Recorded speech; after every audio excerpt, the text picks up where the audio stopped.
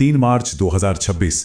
इस तारीख को याद रखिएगा क्योंकि आसमान में एक बहुत ही गजब का नजारा देखने को मिलने वाला है।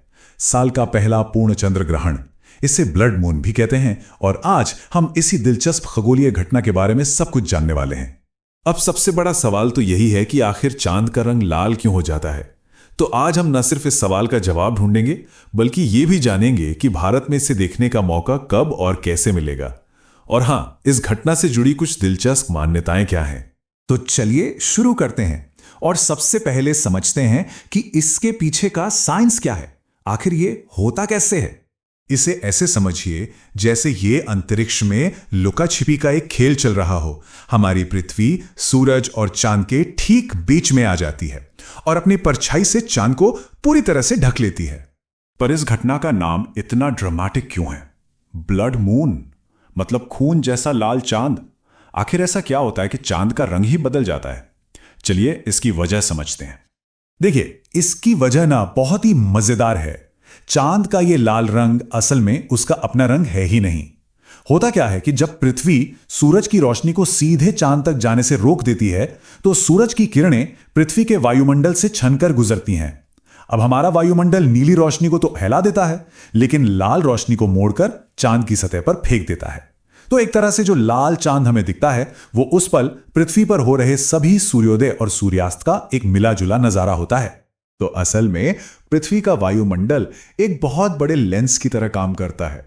यह सूरज की रोशनी को फिल्टर करता है और सिर्फ लाल रंग को ही चांद तक पहुंचने देता है और नतीजा होता है ब्लड मून।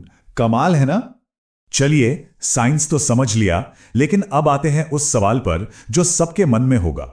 भारत से यह नजारा कैसा और कब दिखेगा? आइए जानते हैं। यह कुछ जरूरी समय है, इन्हें ध्यान से देखिए। ग्रहण तो असल में दोपहर 3:15 बजे के आसपास ही शुरू हो जाएगा, लेकिन भारत में चांद निकलेगा ही शाम को करीब 6:20 पर।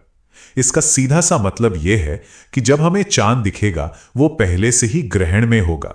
और बस इसी वजह से भारत में इस खगोलीय घटना को देखने का मौका बहुत ही कम देर के लिए मिलेगा। हम सिर्फ ग्रहण का आखिरी फेज ही देख पाएंगे जो मुश्किल से कोई 15 से 20 मिनट तक ही चलेगा। लेकिन एक अच्छी खबर भी है।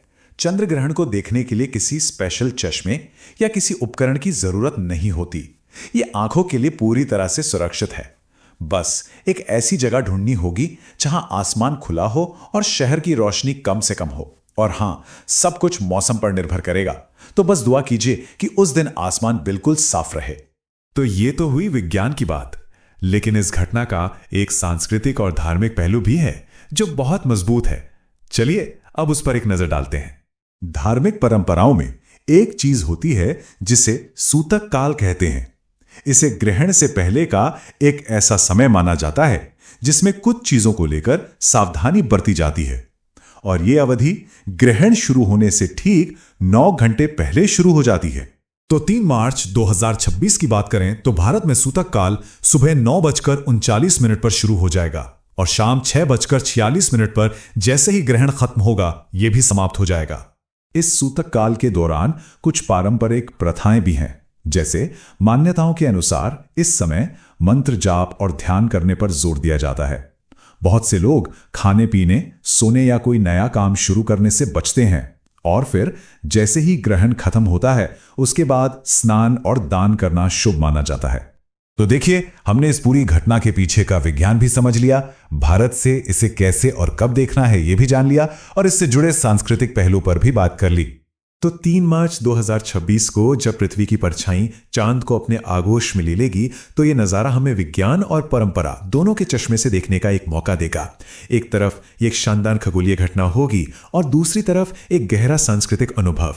तो सोचने वाली बात यह है कि इस घटना को किस नजरिए से देखा जाए।